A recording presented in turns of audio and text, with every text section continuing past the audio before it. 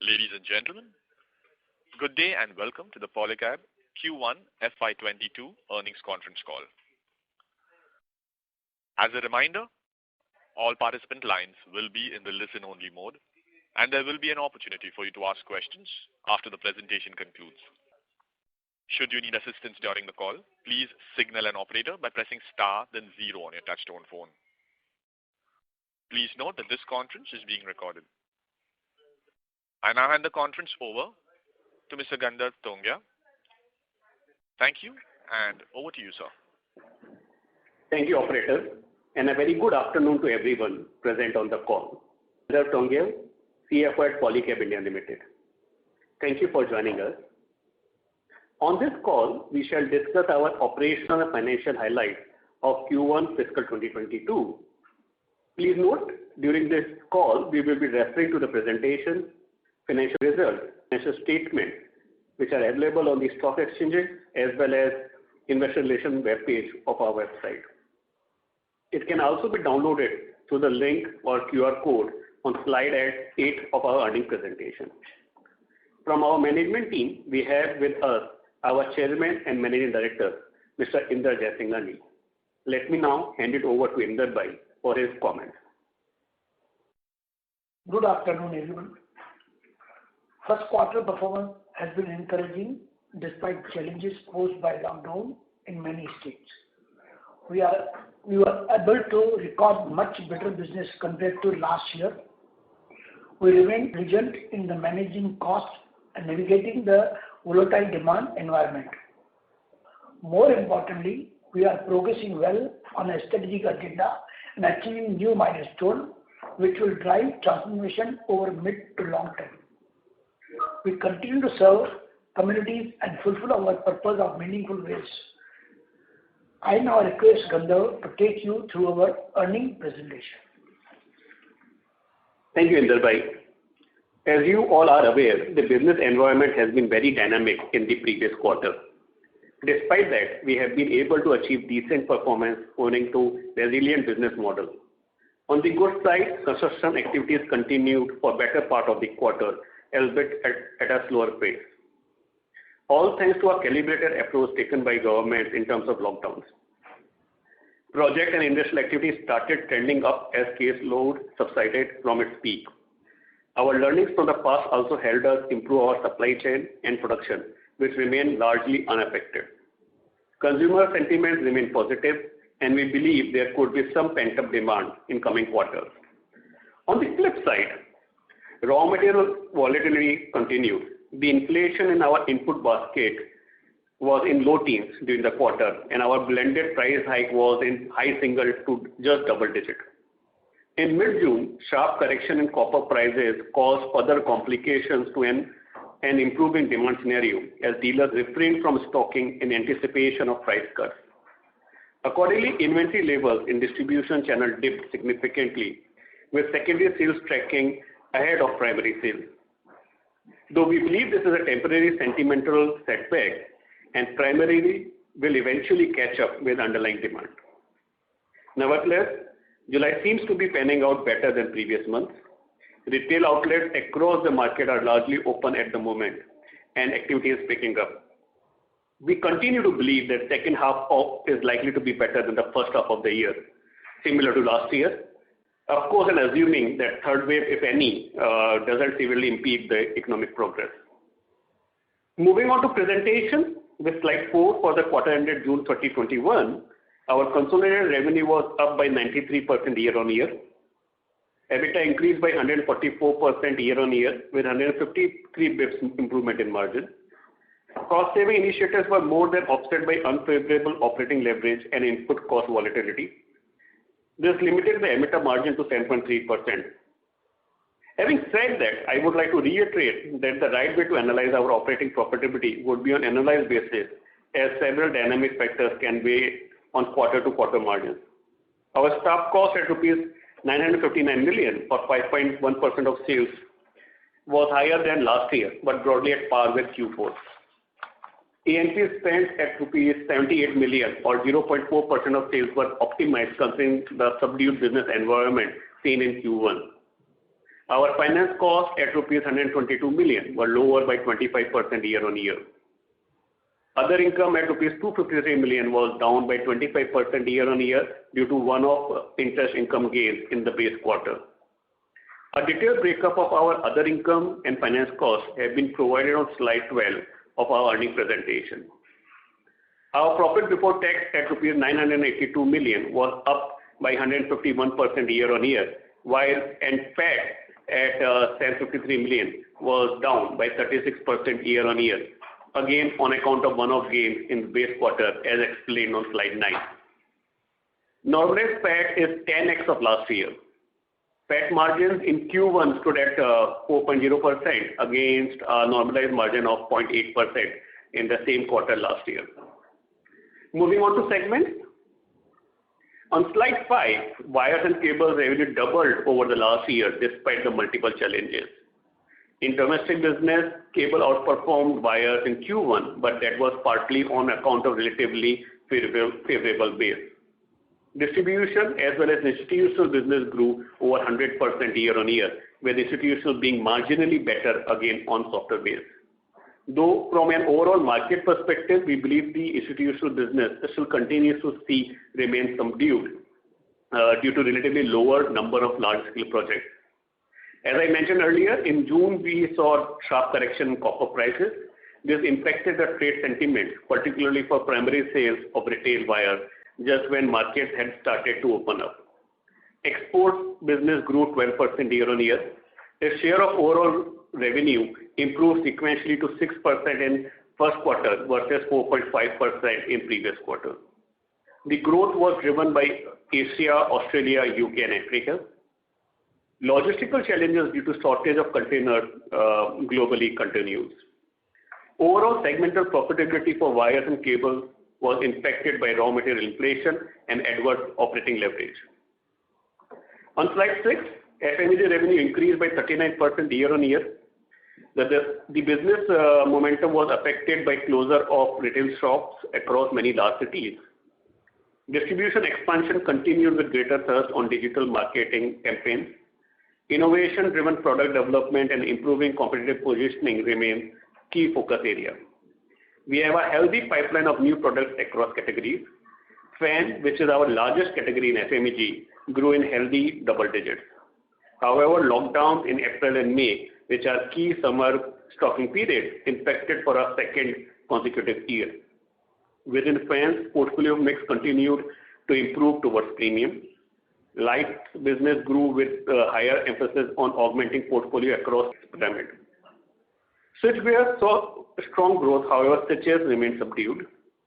With learnings and success from strategic intervention in switchgear, we are now in process of integrating switches with light business, which will help us unlock synergies through operational advantage and distribution overlap. Solar and conduit pipes saw healthy traction. Overall, segment profitability was largely impacted by adverse operating leverage. Raw material inflation is being counterbalanced by pricing action and cost consciousness. While many of you may be aware of this, but for the benefit of larger audience, I would like to update you all that last month we acquired Silvan Innovation Labs. It is a Bangalore-based technology company focused on providing cutting-edge automation offerings for homes, offices, banks, retail outlets, hotels, and other spaces. Silvan pioneered the concept of home automation in the Indian residential building market and has a proven track record with many prominent real estate developers. Acquisition of Silvan augments our R&D and innovation capabilities. It will enable us to address evolving consumer needs. Home and Silvan put together gives us strong foothold in IoT space and is in line with our ambition to become a forefront consumer-centric company. Moving to slide 7. Other segments, which is largely our strategic EPC business, clocked rupees 575 million in revenue, up by 19% on year-on-year basis, but decreased by 25% on a sequential basis due to impact of pandemic. Segment margin stood at about 11%. This copper segment, as disclosed in the financial results, largely reflects Ryker Base, which is a part of our backward integration initiative. We continue to explore options to improve utilization rates at Ryker plant in order to optimize production cost structure at Ryker. Moving on to financials from slide 9 onwards, our net cash position stood at over 6.7 billion as of June end, which was 3.3x of same period last year. Working capital is a mixed bag. While receivables levels have been quite good, inventory levels were higher than normal as we were anticipating better demand scenario in June. Our numeric distribution metrics continued to trend positively. Even during lockdown, we were able to onboard many new dealers, especially on the B2C side. Project Shikhar, which is implemented in 5 markets in its first phase, is helping us penetrate new retail outlets and improve shelf space. This was supported by aggressive digital marketing campaigns, which helped in increasing brand awareness and connect with consumers. These campaigns across digital formats have cumulatively made over 24 crore impressions during the quarter. Project Leap continues to make good progress, and we hope to share some updates in the next quarter. I'm also delighted to highlight that our power cable test laboratory at Halol is accredited by National Accreditation Board for Testing and Calibration Laboratories, or NABL. It is possibly the only private laboratory in India having a wider scope of more than 4,000 plus tests covering multitude of national and international standards. It is also the first laboratory capable of testing a single cable length from 50 meters to maximum to 4 kilometers. The test certificate issued by this lab would be accepted worldwide as per the agreement with NABL. Lastly, given the kind of building blocks that we are putting in place and our strong brand equity, we are very optimistic of a stronger performance on top line as well as bottom line in the coming quarters, particularly the second half of the year. With a clear strategic focus, we remain excited about our group future growth prospects. With that, I conclude my opening remarks, and we will be pleased to answer your questions now. Over to you, operator. Thank you very much. We will now begin the question and answer session. Anyone who wishes to ask a question may press star and 1 on their touchtone telephone. If you wish to remove yourself from the question queue, you may press star and 2. Participants are requested to use handsets while asking questions. Ladies and gentlemen, we will wait for a moment while the question queue assembles.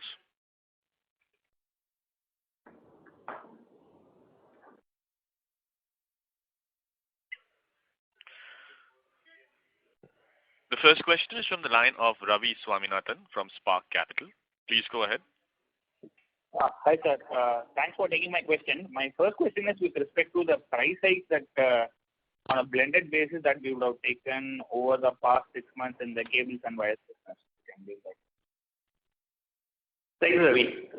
Ravi, you know our business model. In the case of cable and wires business, generally we revise our price list on a monthly basis, and there are 2 variables which are considered while deciding the price list. One is the increase in average copper LME prices in the previous month, and second is change in the foreign exchange rate. Both were considered even in the current quarter. On a blended basis, the raw material cost would have increased by in early teens, whereas the price hike which we have taken is just touching the double digit. So there is a bit of a negative delta there, which is also getting reflected in the contribution margin in the current quarter period. Got it. Would we wait for commodity prices to cool off over the next 6 months, or is it likely that we will go ahead and take the differential price hike which is yet to be taken? Yeah, so the model which I just elaborated is essential to our business. So we will continue to follow the same model. But Ravi, you and me have discussed this several times. Our business, what happens is on a quarterly basis, there are at times some dynamic factors which can weigh on quarter to quarter margins. So that's the only thing. But if I were to take an analyzed view, I don't expect any material change in the contribution margin. And if you recollect, even in last year first half, the contribution margin and EBITDA margin were slightly softer. But in the second half of the year and overall for the entire year, it was comparatively a better number. So we'll have to at times take a analyzed view. But directly, I believe that in quarters to come, particularly in the H2, the numbers are going to be relatively better than what we are seeing today. Got it, sir. And with respect to the FMEG business, so basically there has been a EBIT level loss which has been there. Is it because of the fact of lack of operating leverage because of lower than par turnover, and or is it because of a combination of also delays in taking price increases across products? So you can. You're absolutely right. It's primarily because of negative or adverse operating leverage. One of the reason is the employee cost. Ravi, you would be able to recollect that last year we didn't offer any increment to our employees, whereas in the current year we have given that, and partially it is more like a 2 years increment rather than a single year increment. So that is where the fixed cost for the contract laborers as well as our employees has gone up. Second one is the A&P spend, though it was calibrated, is slightly higher than the base quarter, and which is also getting reflected because A&P is primarily attributable to our B2C business, not to B2B business, and that is where these numbers are located to the segment. So these are the two main reasons. Operating leverages because of fixed cost and as well as A&P. On the contribution, there is no significant or material difference. Okay. Got it, sir. And my final question is with respect to the capex, sir. So next 2 years, that is FY22 and 23, what kind of capex we are likely to do? Will it be the 300 crore range per annum? Absolutely. So in the current year, we are anticipating almost 300 crore rupees of outflow. In the current quarter, we would have incurred close to 80 crore rupees or thereabout. And next year, I think it's slightly early to give any guidance. We'll probably wait for a couple of quarters towards the end of the year. We'll come back to you for the next fiscal. But this fiscal, I think, should be around 300 crore rupees broadly. Okay, sir. Thanks. Thank you, Ravi. Thank you. Before we take the next question, we'd like to request participants to please limit your questions to 2 per participant. Should you have a follow-up question, we request you to rejoin the queue. We take the next question from the line of Naval from Emkay Global. Please go ahead. Mr. Naval from Emkay Global, you may go ahead with the question. Yeah. Am I audible? Yes, sir. Please go ahead. Okay. Thank you for the opportunity. Gandharv, I have a couple of questions. First, if I compare your FMEG revenues with the, market leader who also reported numbers yesterday, on a higher base, they are like flattish on 2-year CAGR, and we are like down around 11%. So on a low base also, this is a weak kind of number. So can you elaborate, was this because of regional specifics where you are, heavy on West and West was more impacted with Maharashtra for lockdowns, or, there was something else over here? So that is my first question. Thanks, Naval. So Naval, we are, in this business since last 6 years. Comparatively, we are a smaller player. The industry size is almost 60,000 crore rupees. And we did almost 1,000 crore rupees, which is around 1.5% of market share we have across several product categories. Within that, the largest is fan, and fan sales got impacted because of localized lockdown in this particular current quarter. So that's there. And second is, since our base is growing year after year, you would have seen the revenue CAGR is hovering between 35 to 40% on over a 5-year period. That is also impacting the overall number. But, on the growth of B2C business, including FMEG and retail wire, we remain positive. The projects like LEAP are also going to help us in augmenting the top line. We are in the process of augmenting the distribution, more particularly on the smaller towns. And in the quarters to come, I'm sure these initiatives, for example, LEAP or Shikhar, would help us in improving the overall top line. That was the distribution side. On the product side, the brands like Home or the Silman acquisition, which we have done recently, would also help us in augmenting the product portfolio, and we would be able to get into the premium product categories because IoT is going to be a premium offering. So overall, looks like that we are here to experience the best of consumer business, both at retail wire as well as FMEG, and we remain positive on both these businesses. Okay. And second question on other operating expenses, although you have given the schedule, so any specific reason sales are down 38% sequentially while other operating expenditure down only 18.5%? So if you want to give your insights, whether this is one-off, and operating leverage will bounce back strongly once the revenue recovers, or there was something else to it? You're right, Naval. Primarily it is operating leverage only, because as I mentioned to Ravi also in the previous question, the increase in fixed cost in the form of employee remuneration as well as payments for contractors was affected from the current quarter, whereas the top line was not necessarily good from that perspective, and that is where it has impacted negatively on the operating leverage. Other than that, I don't think there is any specific line item which requires a specific mention. Other expenses are what we had anticipated. Understood. And lastly, can you give your insights on region-specific momentum in sales or demand recovery, what you have seen in 1Q, East, West, North, South, and how they are trending in the current quarter? So as far as current quarter is concerned, it's too early to comment. It's barely 20-21 days, but sequentially it looks like that the current month is better than the previous month. And the other thing which I should clearly call out is that not necessarily is reflective of the overall monthly performance, because not necessarily 20 days would be reflective of the entire month's performance. On the regions, I think South got impacted. Other than South, all other regions have done well. And South, I think we can attribute to the localized lockdown which was there in the southern states. But other than South, I think almost all the regions have recorded significant growth across all the product categories. Got it. Thank you. I'll come back in the queue, and all the best for ensuing quarters. Thank you, Naval. Thank you very much. Thank you. The next question is of Naval Shah from Girik Capital. Please go ahead. Hello. Yeah, hi, sir. Sir, can you give us your outlook on the wire and cables business separately? What do you think about each segment?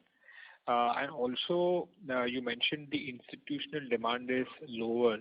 So just more clarification on that.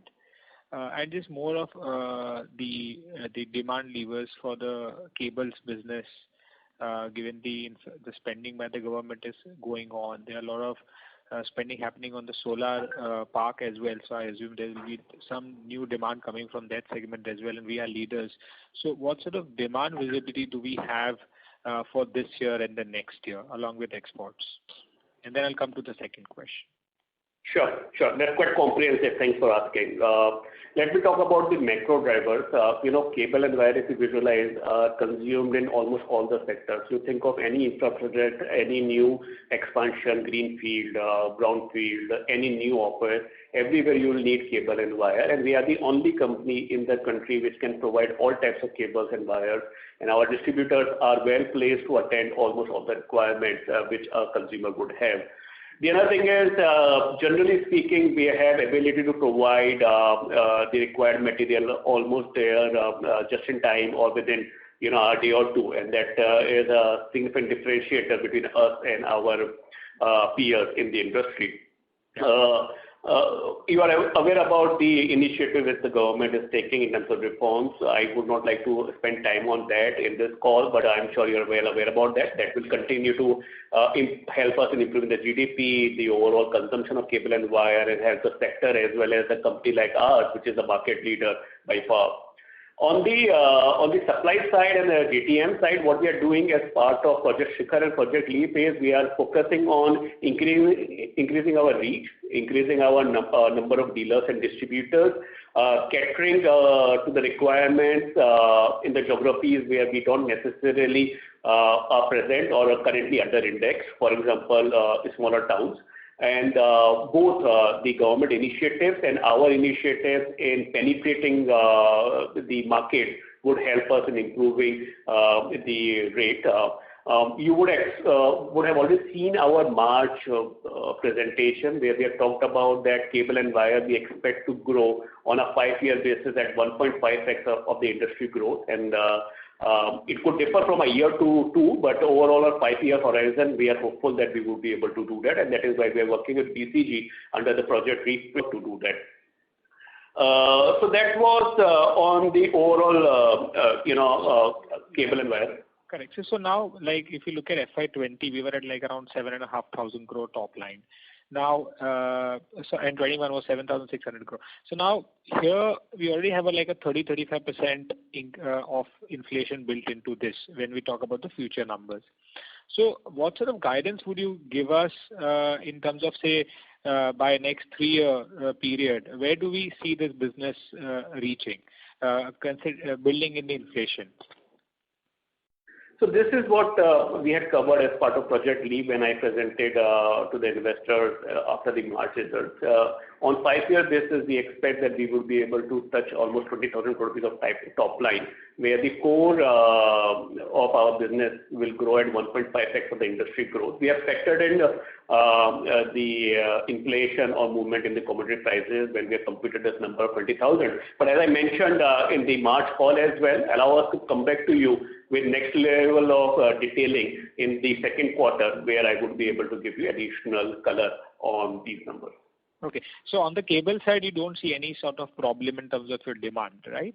Like coming from the new factories being built, or all your demand drivers seems to be in place. We are confident on the growth. India is a multi-decadal story, so it's not only at the company level, even at the industry level, we are confident on the growth. Got it. Okay, fine.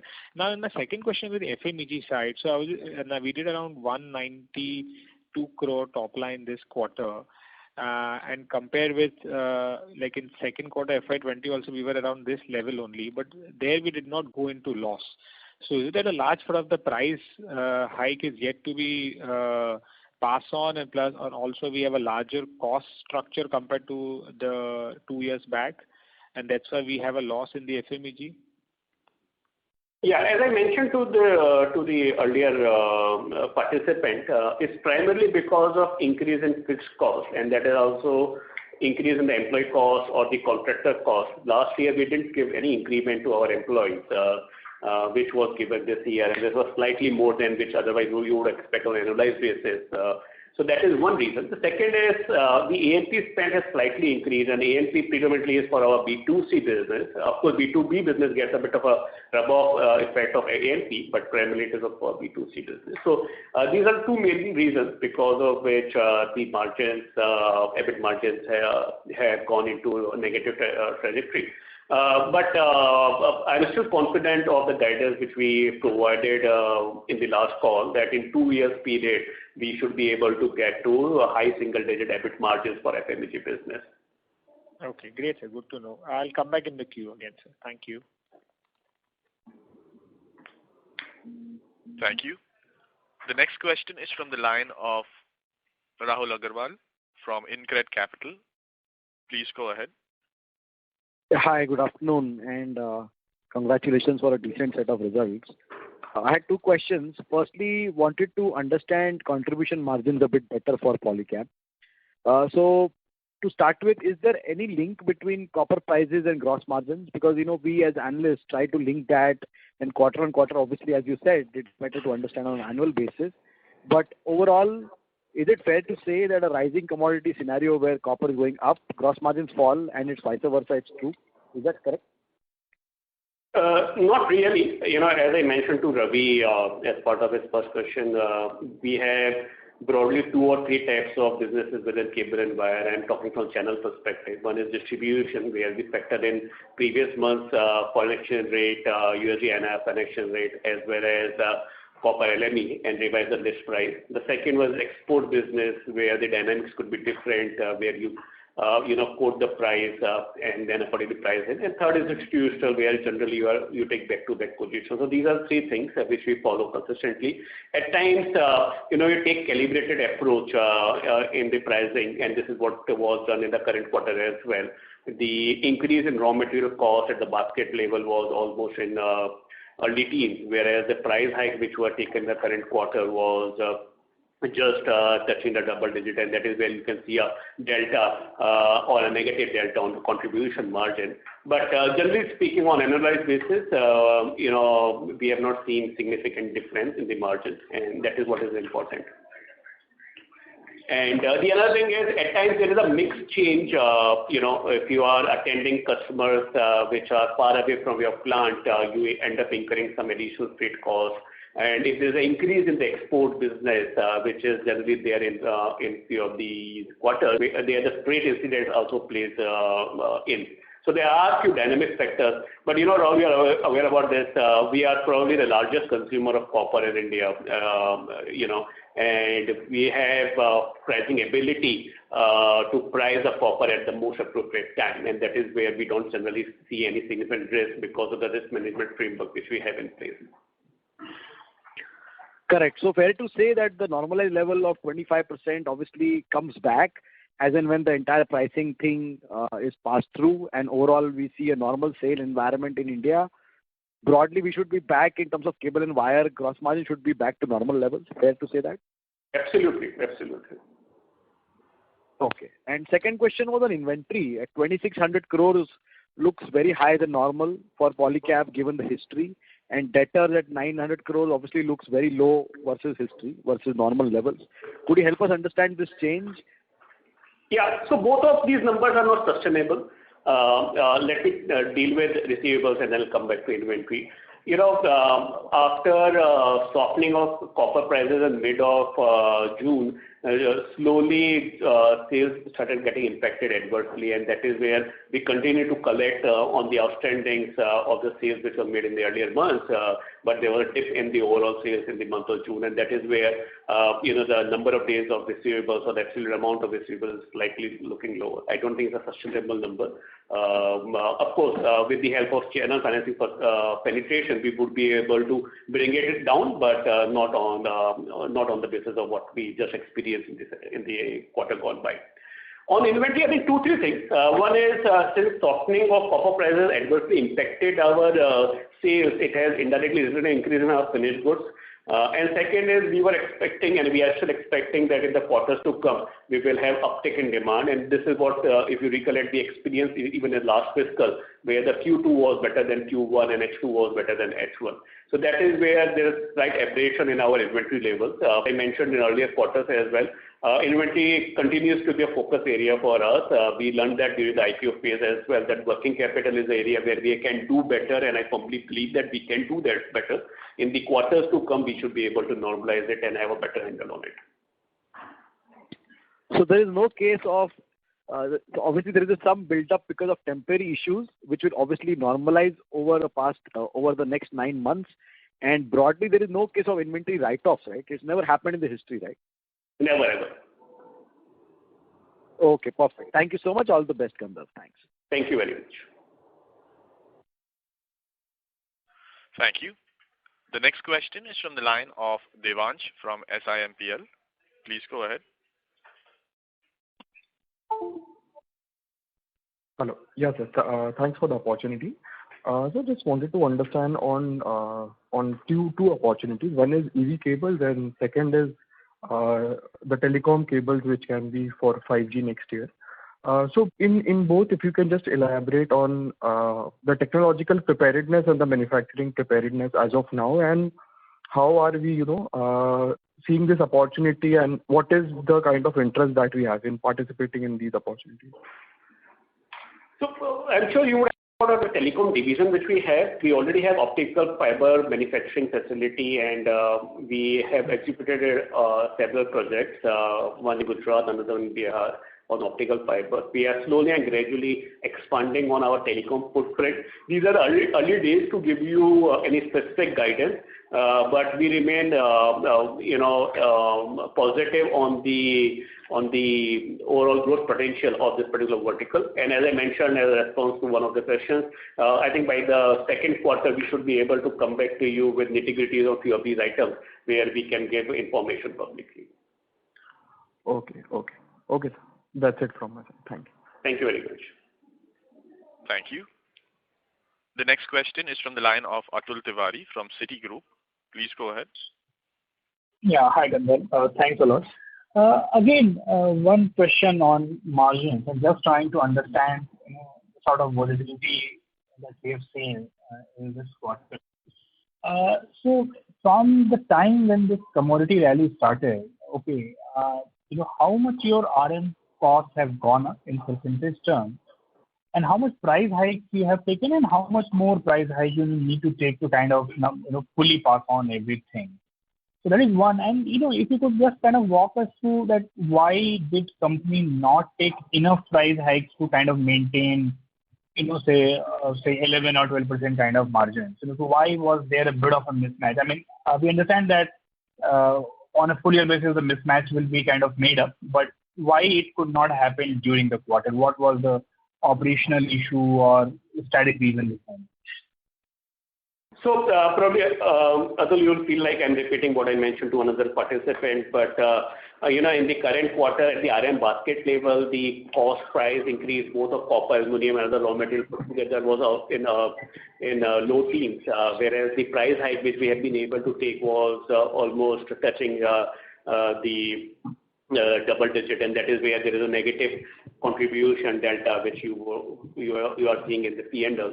Now, the specific in the current quarter, what happens is when you are working in a dynamic period where you want to manage both profitability as well as top line growth. At times, you take decisions of balancing the two with an assumption that higher sales will help you in getting better margins at the EBITDA level. What do I mean by that is if I am able to increase the top line, I would be able to utilize my plant more effectively. That would mean that my fixed cost absorption would be better, and that is where the EBITDA margins would be slightly better. So it's a play between contribution and EBITDA, and at times we do that. And this quarter was also one of those quarters where the pandemic impacted several of the geographies. We have all types of cables. We have retail wires as well as we have cables which are used by industrial houses, B2B products and all that. So all of those reasons have impacted the margins slightly in the current quarter. But as you would have seen even in the last year, the H1 margins were slightly lower at EBITDA level. But on annualized basis as well as if you consider the H2 margins were better. So we are still confident of going back to our normal margins as we progress in the current quarter. Okay, great. And just one last one. What would be the number of dealers and distributors and the retail touch points that the company is reaching now? And what are some medium-term targets on that? And how much of that channel is now covered with channel financing? That is my last one. So we are around 4,000 odd dealers and distributors at the country level and around 170,000 retailers. In terms of channel financing and cable and wire, we are hovering around the same percentage of 65-70.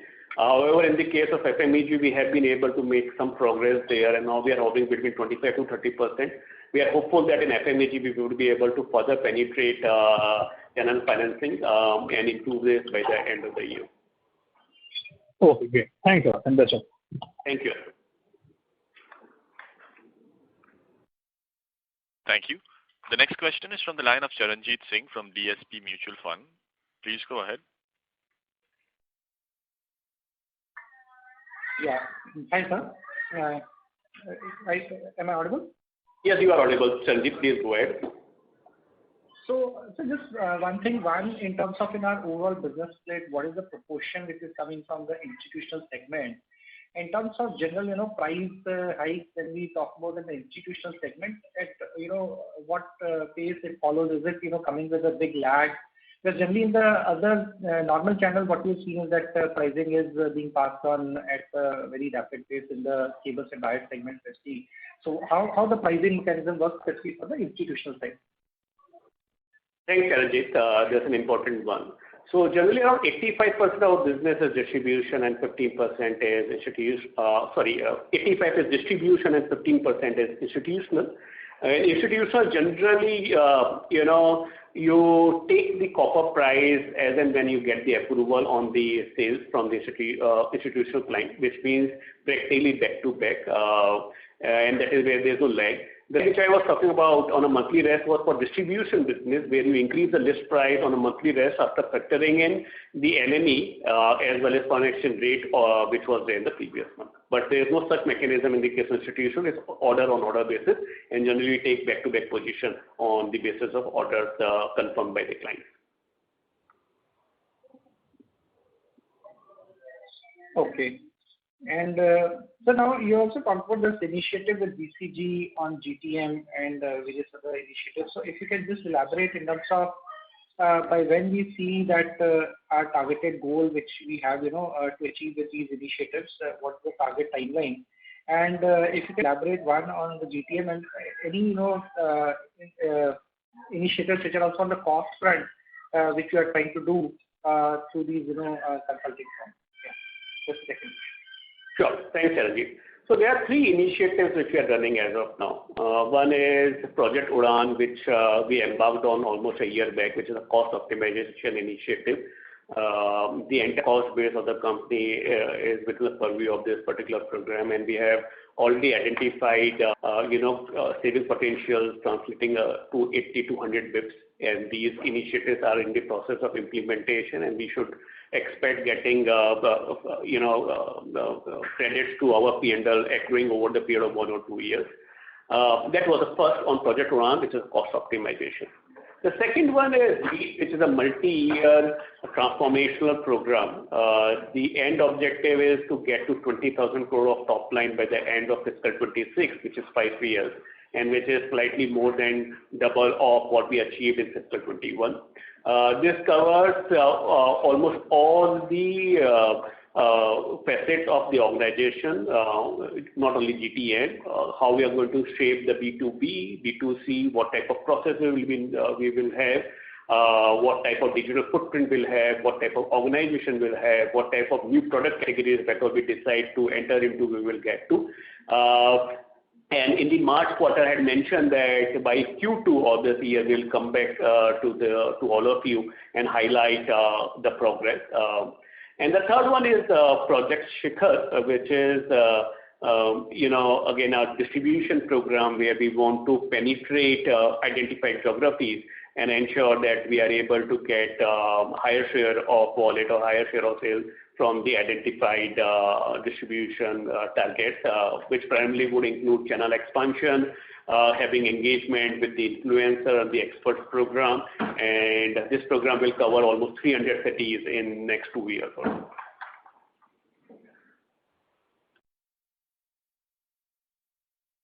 Okay.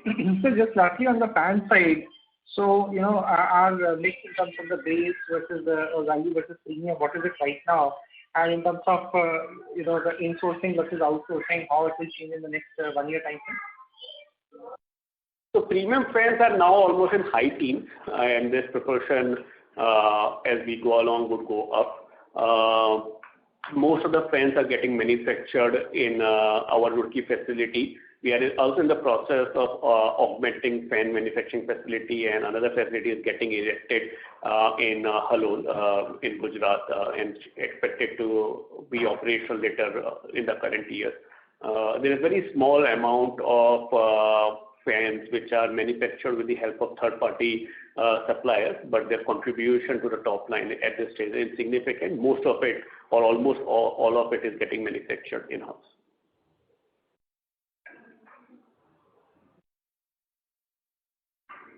Okay, so that's all from my side. Thank you. Thank you. Thank you. The next question is from the line of Ankur Sharma from HDFC Standard Life Insurance. Please go ahead. Hi, sir. Good morning. Rather good afternoon. Just a few questions.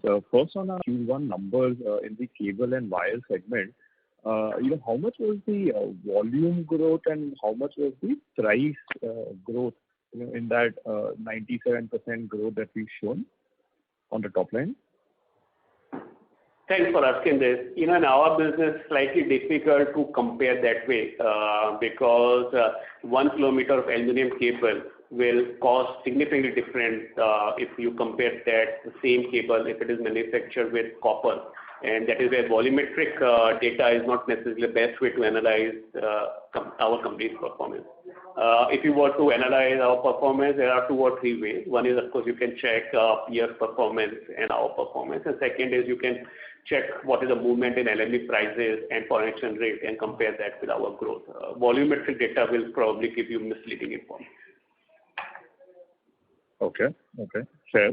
So differently, I think you said wires haven't done as well as cables during the quarter. So what was the mix of wires and cables in this quarter? There is no significant change in comparison to previous quarter. We are broadly in the same range. Okay. Okay. If you're looking for specific numbers, it would be around 50-51% types. Okay. And so I think on the margin outlook, you said that, while Q1 obviously margins were fairly weak because of the lag in price, passing on the higher copper and RM prices, what do you believe would be a more sustainable number, say 22, 23? Do you go back to that 12% kind of EBIT margin range? Is that the number you have in mind? So on annualized basis, generally we have been talking about 11 to 13% of EBITDA margin, and if you see fiscal 21, we were able to beat that guidance. But as I mentioned to others, that we are working on Project Leap, and give us time till second quarter. It's quite possible that we would be able to give you more granular information on Project Leap, and then on actual basis, on half yearly or yearly basis, we'll come back to you and update you on the actuals against that guidance. Okay, fair. And this one last one, if I may, and I think this was discussed earlier in the call as well, in terms of a recovery in demand on the cable side. So if you could just talk about, are you seeing large on the manufacturing side, on the infra side, any pickup over there? So primarily on the B2B, that is, starting to happen, which kind of gives you confidence that over the next few quarters you start seeing a fairly sizable pickup on the cable business. So if you talk about either the inquiry levels or how is the current demand situation? You're right. So overall, in the current quarter, the institutional business has picked up. Having said that, the larger projects are probably still on a slow track. But the smaller projects, we have some visibility, and that is where we can see a bit of uptick in demand, both at order level as well as at execution level in the institutional side of the business. Having said that, I don't think we have reached to the pre-COVID levels, and we'll have to wait for some time before we finally conclude whether we have reached to the pre-COVID levels or not. Okay, great. Okay, sir. That's all from my side. Thank you. Thank you.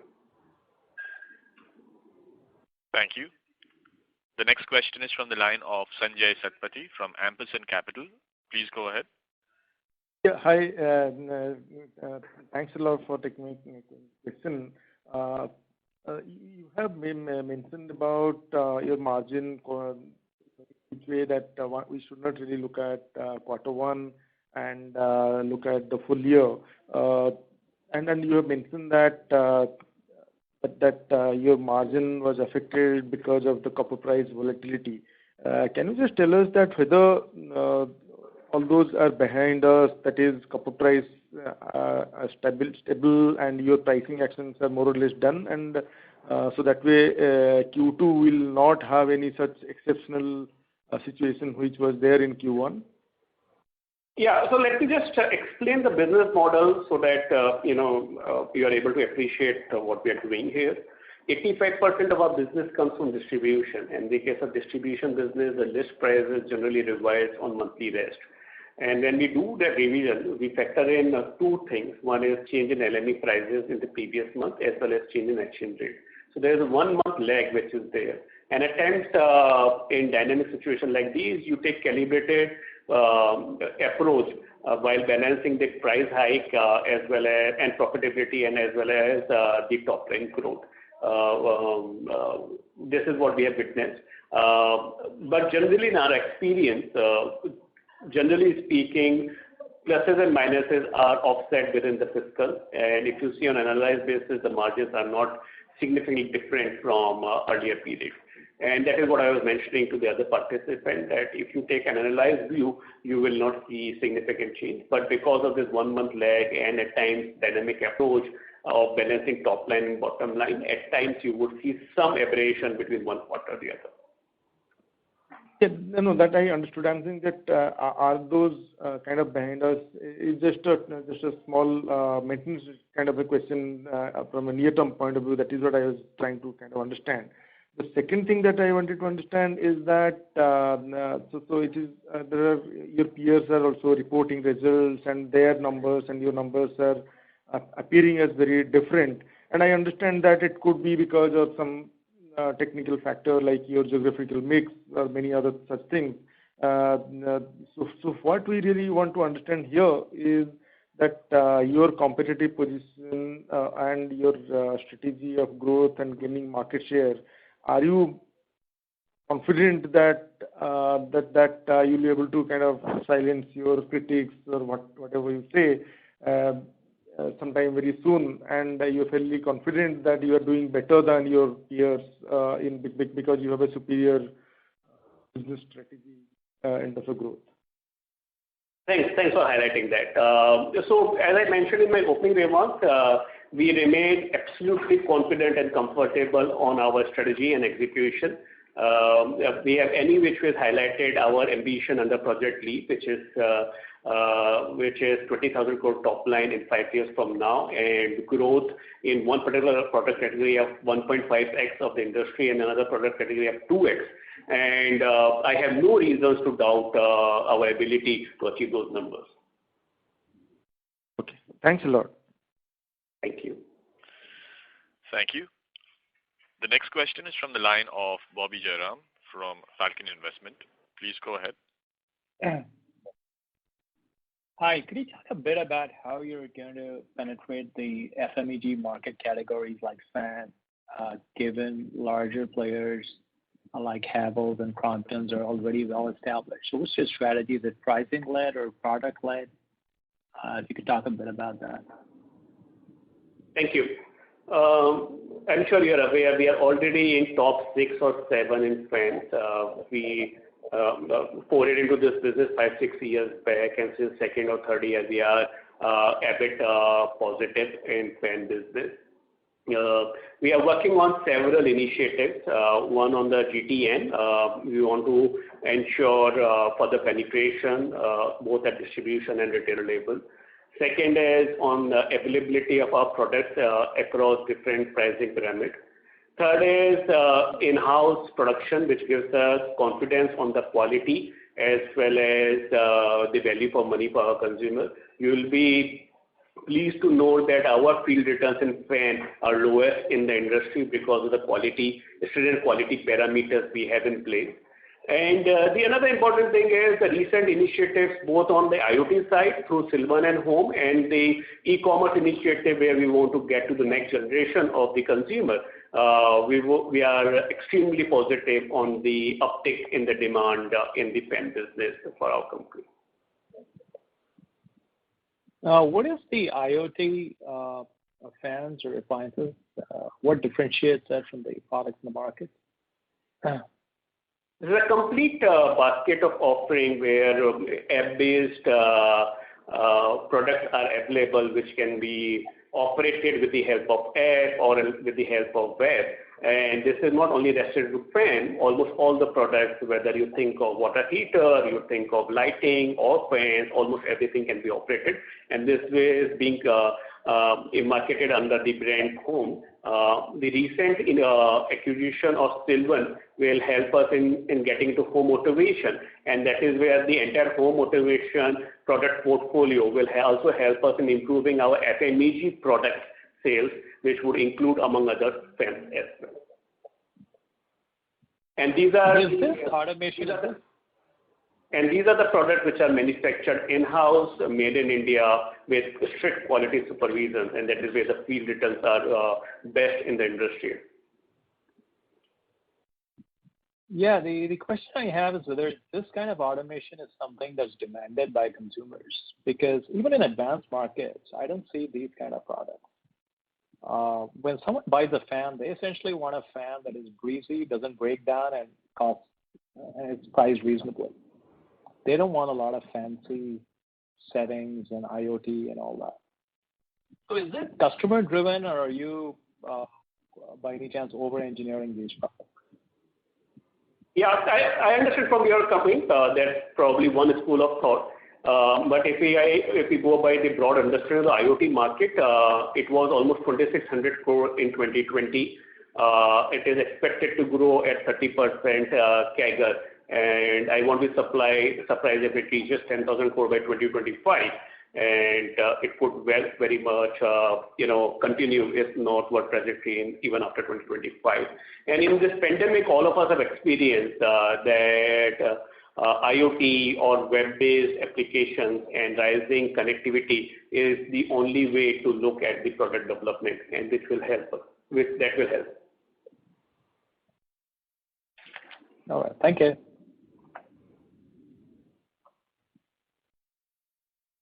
Thank you. The next question is from the line of Kedar Kelje from Fortress Group. Please go ahead. Thanks for the opportunity. So my first question is again on the FMEG business. So if I compare your Q1 FY21 revenue, that was about 137 crores, and we have almost done 20-30% higher revenue. So actually operating leverage should have been much better as compared to Q1 last year. So why is it that our loss has more than doubled at the EBIT level in the FMEG business? You're right. The absolute amount are slightly misleading because of the base. But if you see the type of organization which we have in place for FMEG and the increments which we are given, that is where the operating cost has gone up in Q1 last year, and that is where you can see the EBIT margin negative trajectory. The other thing which I should specifically call out is A&P spend, which has moved over the period. For example, we used to incur IPL spend, which got reflected in few of the quarters P&L. In this particular quarter also, we have incurred some A&P spend, which is getting reflected in the P&L of FMEG business. On the base quarter, the A&P spend was almost negligible. Okay, sir. Thank you. Sir, second question is on the EPC business. Sir, on the other segment, that is the EPC. So are you confident of maintaining this revenue run rate in EPC, and the margins, will it be stable at around 11-12%? So EPC is not a core business for us. We do it as a natural extension of cable business. It is not focused. We are cognizant of the fact that we are not an EPC company. We are a B2C company. Whatever small business we do as natural extension of cable and wire, we are hopeful that we will be able to continue with high single-digit, low double-digit type margins. Okay. Thank you, sir. That's it. Thank you. Thank you. The next question is from the line of Rajesh Kothari from Alpha Accurate. Please go ahead. Good afternoon, sir. Sir, I have two questions. One is there any inventory mark-to-market losses in this quarter? So there are no mark-to-market losses because we follow hedge accounting. In the case of hedge accounting, if there are hedging relationships which are established, then it is accounted under OCI. And that is where there is no significant impact.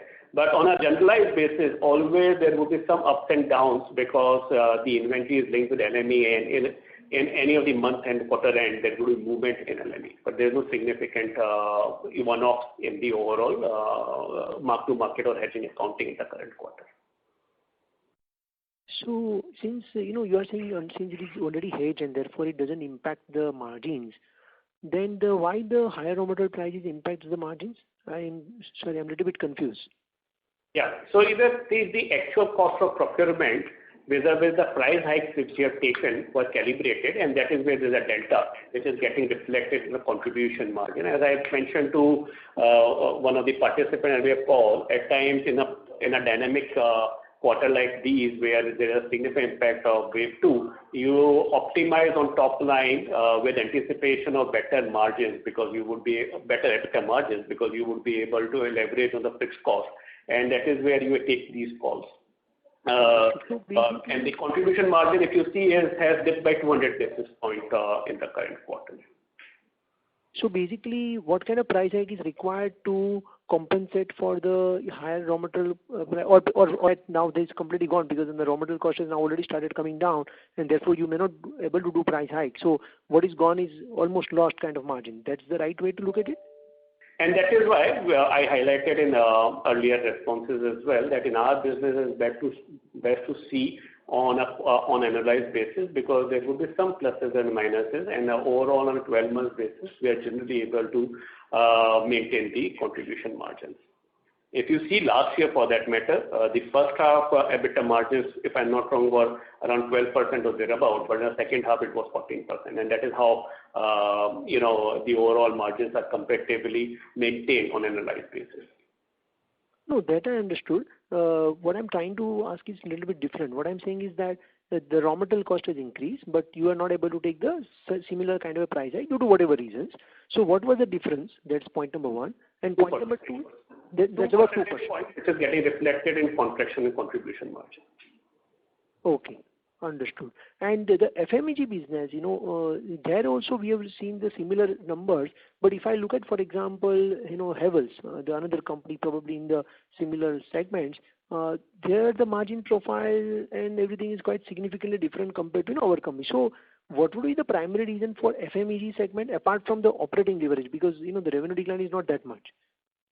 It's mainly operating leverage. As I mentioned to the previous participant as well, the increase in fixed cost, predominantly the nature of increase in employee cost as well as the subcontractor cost, and increase in A&P spend has impacted adversely the EBIT margin of FMEG business. And Rajesh, as you would be able to recollect, in the last quarter call also I had mentioned, and I'm continuing with the same position, that in 2 years from now, which is fiscal 23, we are confident of getting into high single-digit EBIT margin.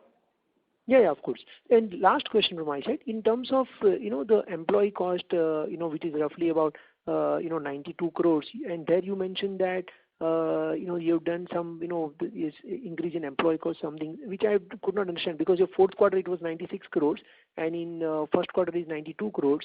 So I could not see any increase compared to 4Q. So does it include any one-off bonuses or any such elements?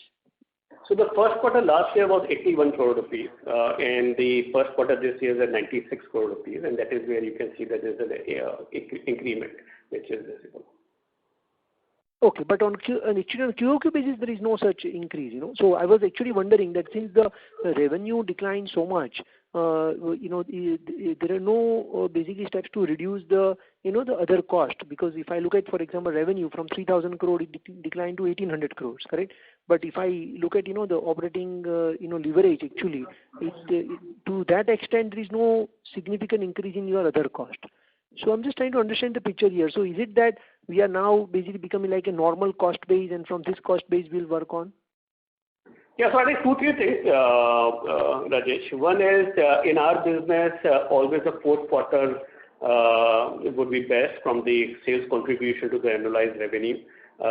In our experience, at times, fourth quarter has contributed anywhere between 28% to 32% to annualized revenue.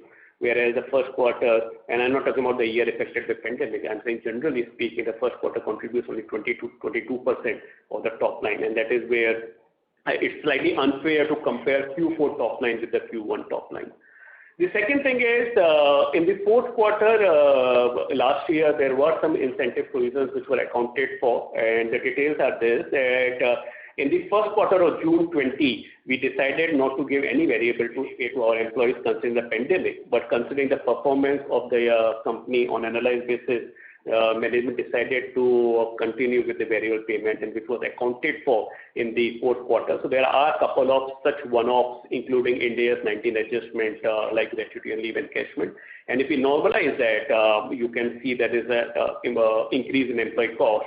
For example, June of 20 was 81 crore rupees, and June of 21 is almost 96 crore rupees. And a specific whether we have these to the normalized cost, yes and no. Yes, because we are there, but on no, because as I mentioned to another participant, we will continue to make investment on our go-to-market strategy.